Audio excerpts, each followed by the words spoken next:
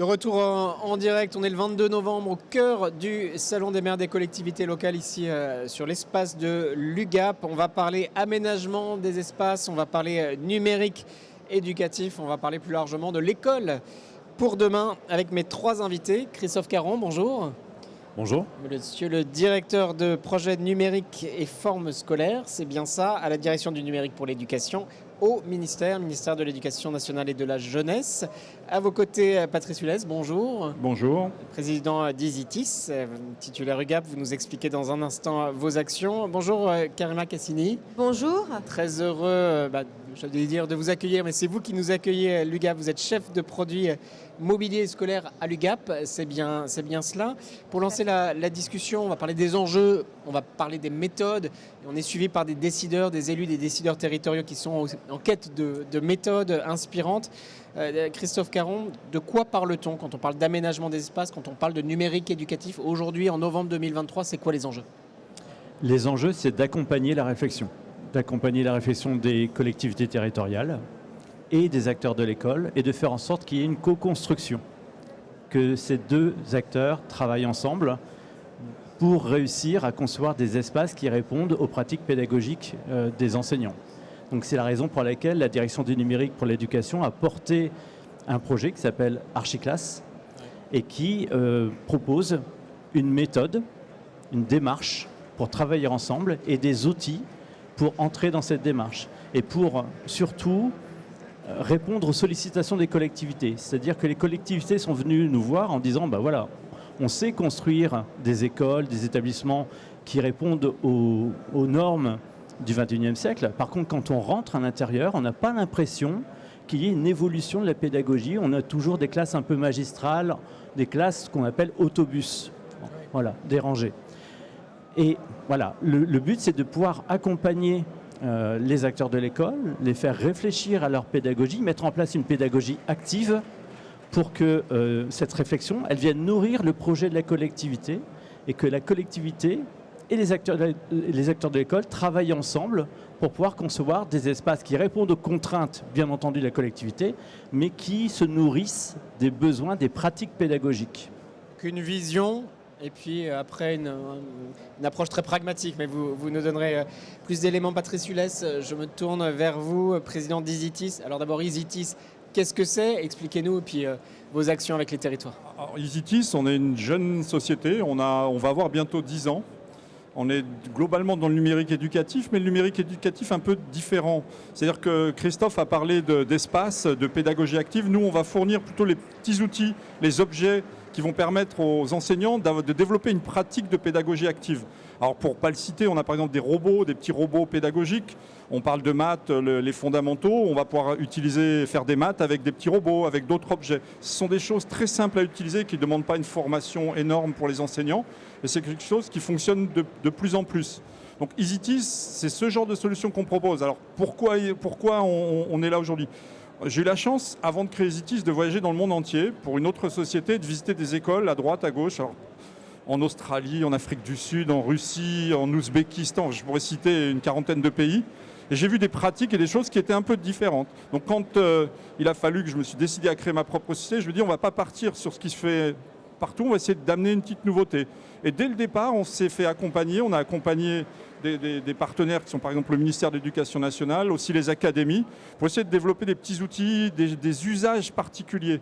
Et on est en complète adéquation avec par exemple le programme Archiclass, qui lui fournit des réflexions sur l'usage du mobilier, la mise en pratique du mobilier.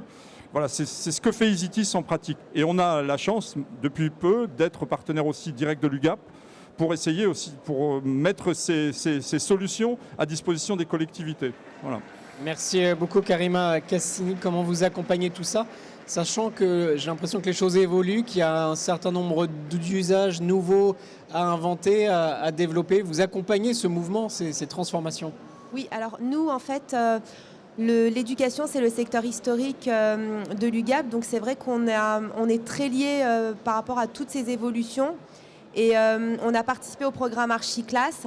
Et l'objectif, c'est vraiment de faire évoluer l'offre vers les usages les plus comment dire, innovant, nouveau. Et c'est vrai que nous, le virage école de demain, on l'a vraiment pris en 2017-2018. Lorsqu'on a constaté que, donc moi je suis sur la partie mobilier, que l'espace devait être au service de la pédagogie et non l'inverse. Donc on s'est mis vraiment en ordre de marche pour proposer une offre conforme à tous ces nouveaux usages, une offre flexible. Et en plus de l'offre, on essaye aussi d'apporter un accompagnement global pour offrir une solution globale au client quand il a des demandes sur des projets ou enfin voilà des propositions, c'est ça. l'accompagner et puis surtout les mettre en œuvre, Oui. les rendre opérationnels. Christophe Caron, on parle d'une institution vénérable, l'école. J'imagine qu'il faut faire bouger un certain nombre de postures. Il faut jouer groupé pour porter les solutions que vous apportez, qui d'une certaine manière révolutionnent un petit peu la pédagogie. Oui, tout à fait. C'est vraiment ce qu'on a cherché à faire avec Archiclass, c'est ne surtout pas donner des directives qui viennent du haut vers le bas, mais de travailler avec l'ensemble des partenaires. On a travaillé avec les industriels du mobilier et du numérique comme Easytis. On travaille également énormément avec l'UGAP et on réfléchit ensemble.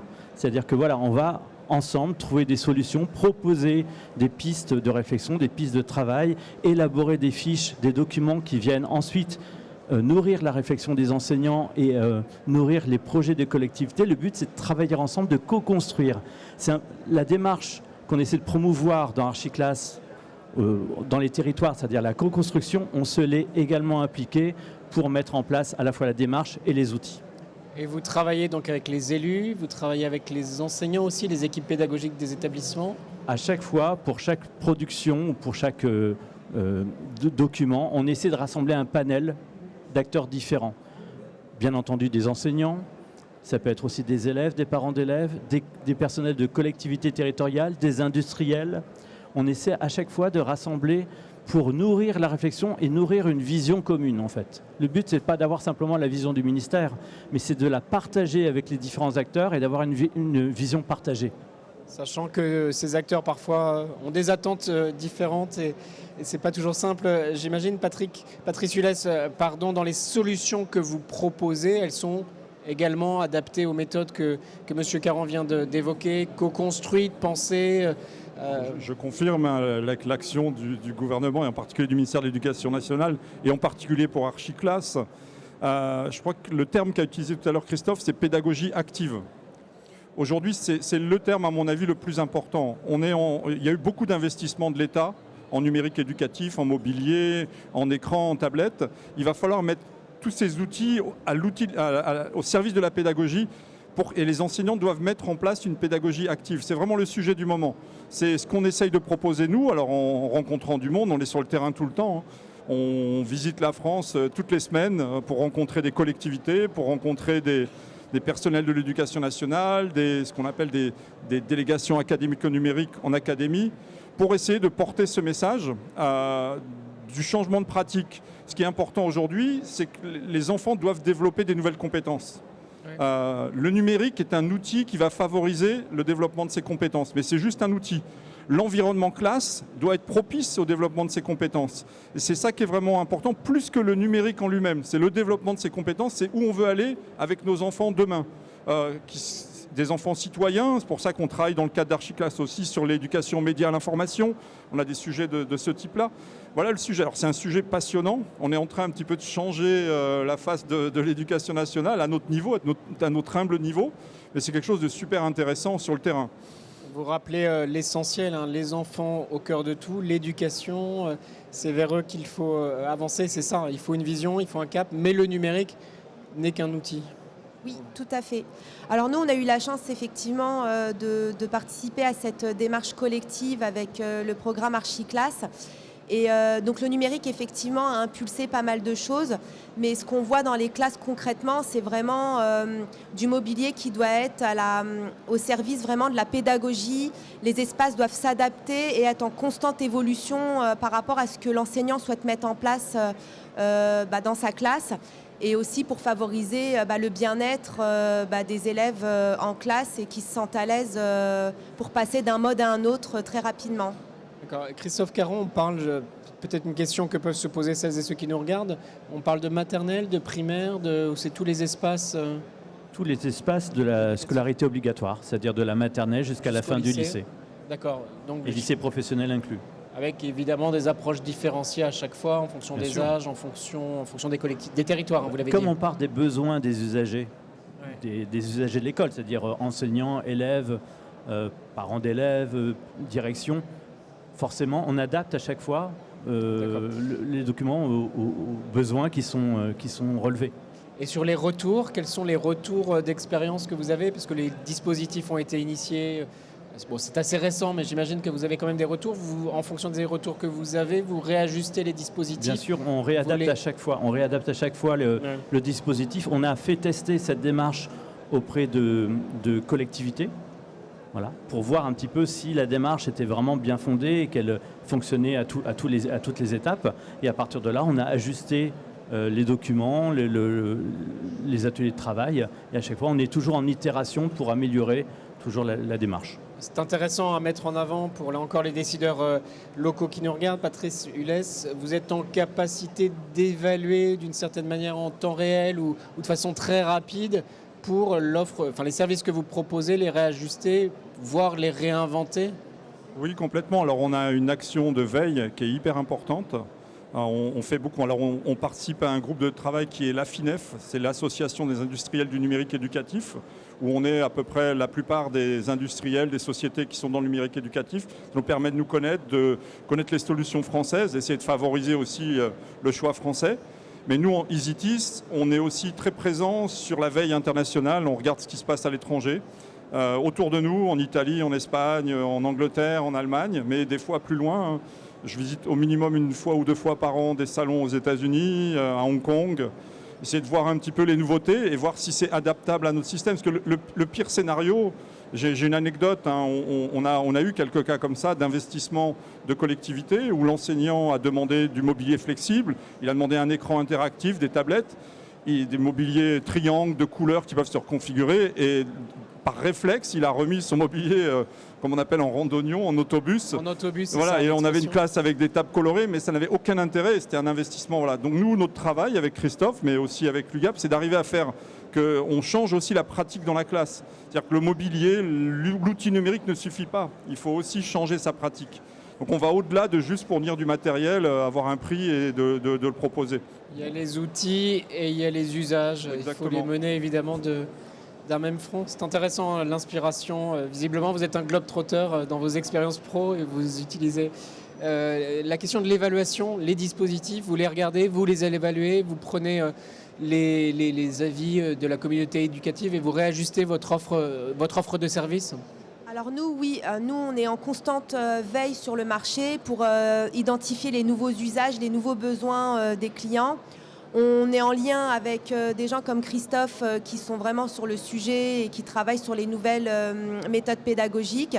On a la chance aussi d'avoir des retours de nos fournisseurs, mais aussi de nos commerciaux en interne qui nous font des retours terrain qui sont toujours très précieux pour faire évoluer nos offres et être toujours au rendez-vous du nouvel usage et de la pratique de classe et avoir le bon produit au bon moment et d'offrir aussi l'accompagnement qui va bien au client dans son projet. Bon produit au bon moment. Merci à tous les trois. Peut-être un mot très court de conclusion. Je retiens de notre échange la vigilance constante, enfin, être au contact permanent, on va dire, des parties prenantes. J'aime pas cette expression, mais des communautés, des usagers, des communautés éducatives, des parents d'élèves, vous l'avez dit, qui est parfois en des expressions très vives, et s'adapter, et un maillage aussi, un maillage territorial important. On est au Salon des maires, donc j'imagine que vous êtes là. J'ai résumé les choses? Tout à fait, c'est tout à fait ça. Bon, voilà, j'ai conclu à votre place. Pardon. Patrice Hullès, vous allez continuer de regarder. Peut-être pour les élus, pour les maires qui nous regardent, vous êtes là pour eux et vous Oui, êtes... complètement. Alors, la raison de notre présence à l'UGAP, c'est qu'il y a énormément de mairies en France, je crois plus de 30 000. Toutes n'ont pas la connaissance spécifique des outils qui sont utiles en classe. Et de travailler avec l'UGAP, ça permet de faire connaître ces outils et de pouvoir les toucher dans la globalité. Donc c'est un peu l'idée qu'on n'arriverait pas à faire seul. Et en groupe, en équipe, on va arriver à montrer des choses, à faire changer des pratiques un petit peu partout en France. Merci beaucoup. Allez, à vous le mot de la fin, Karima Cassini. Tout ça est très inspirant.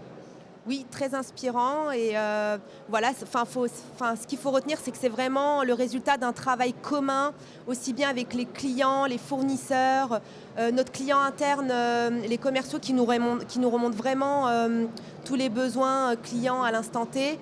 Et voilà, ensuite nous on se met en ordre de marche pour être au rendez-vous au bon moment pour le client et l'accompagner dans son projet pédagogique. Merci beaucoup. Vous voyez, il y a plein de gens qui sont arrêtés sur l'espace de l'UGAP pour vous écouter. Donc ça a un vif intérêt. Merci à tous les trois.